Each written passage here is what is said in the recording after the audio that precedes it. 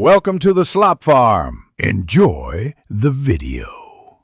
You start by enabling the Data Factory managed identity and granting it permission to call the Logic app. This gives secure, authenticated access. Next, make sure the Logic app exposes an HTTP trigger and copy the trigger URI.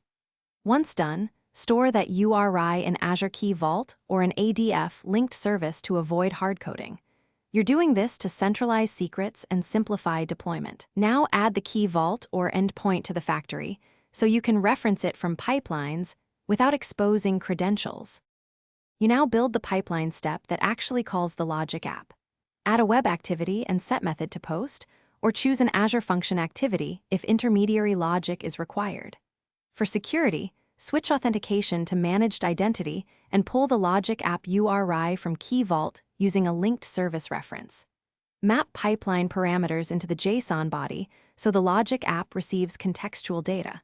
If the Logic app handles long-running work, make the call asynchronous and capture the response token for tracking or polling later.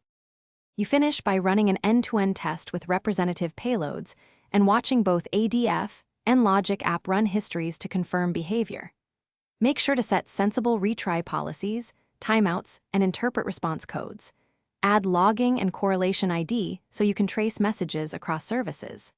If the call fails, first verify the Data Factory managed identity has the correct permissions and Key Vault access policies allow retrieval. Also confirm the Logic app trigger URL is unchanged and that any required headers or schemas match exactly.